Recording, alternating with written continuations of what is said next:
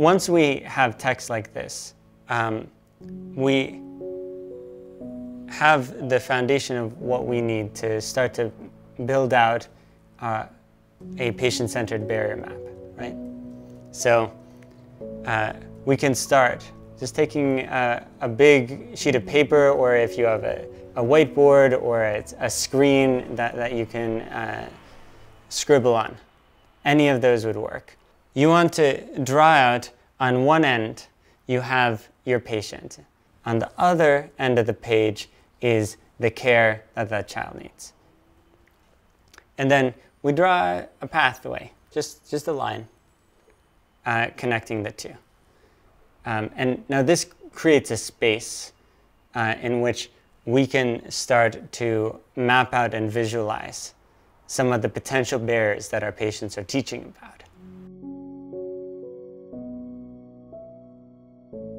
We come back to these passages. We have Maimuna saying, we have financial difficulties. Why bring my daughter to the clinic and get a prescription with no money to buy it? So we might draw a barrier, a roadblock along that road, and we might put a $sign above it. All right, cost seems like one potential barrier. We might start making notes below it, annotations. Say, well, what about this cost? What kinds of costs? And Maimuna mentions the cost of prescriptions. Cost of medications is one thing, right? We have Ramata's husband saying, I don't have money to take him to the hospital. So money for transport cost might be another type of cost. As we read other transcripts, we might encounter patients talking about other costs that are cost barriers, and we can continue to annotate there and to see the extent to which this is a barrier that is emerging. Then, as we read some more, we see Maimuna is talking about bring my daughter to the clinic, Ramata's husband saying I can't get my son who's sick to the hospital. It's such a barrier to bring their child into the hospital that they wait and try several other things that are more proximate. They only go to this additional length when their son is seizing. We might write, looking at those multiple passages, our geographic barriers, a barrier. So we might put distance and draw another roadblock and make some annotations.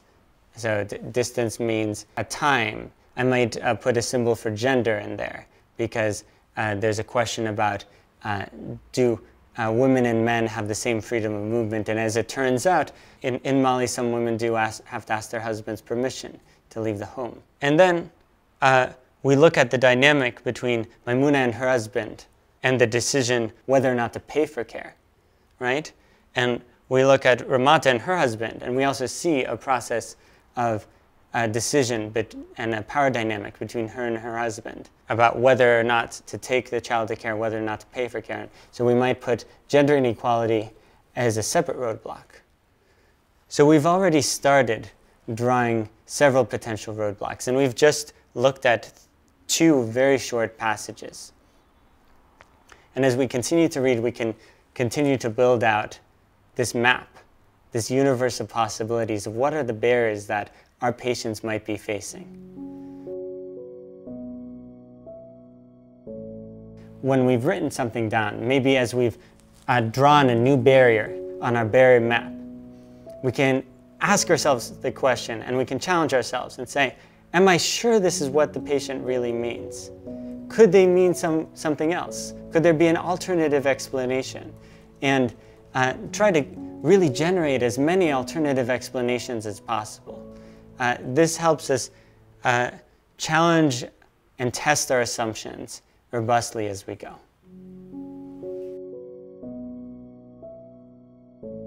If you see something and you say, oh, maybe this is a barrier, you might as well put it down because it might end up being a barrier and you can always remove it later.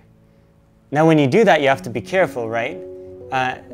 You have to have this opening of our minds, right? We have to be continuously challenging what we've put down on the page. Because if we take something once you put it down on the page and treat it as gospel, then adding everything that occurs to us as we read becomes quite dangerous, right?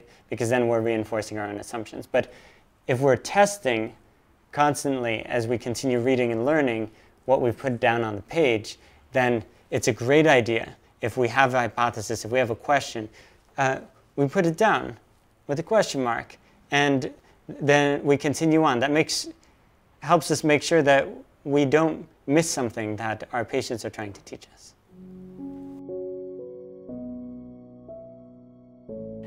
Someone might say, my child was sick and I didn't take him to the health center. I gave him some traditional medicine. We might be led to interpret from this, and we might try to say, hey, this patient didn't bring her child to the health center because she gave her child traditional medicine.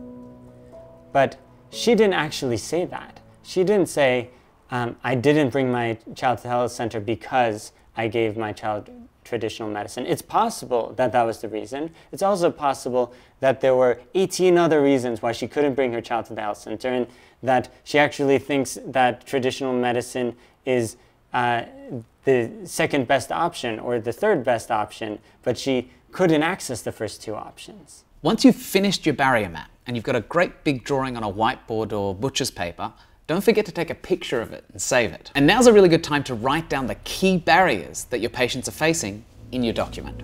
In order to do this work, we need actually to be listening intensively to our patients. It is important to go out and sit with our patients, and sit with our patients is preferably in their context, in a space that is safe for them, in a space that will facilitate us seeing things from their perspective. And then, from looking and learning in as much depth and with as much care as we can at what that path is, we can come to insights that can be incredibly powerful, because that becomes your roadmap for solving the problem.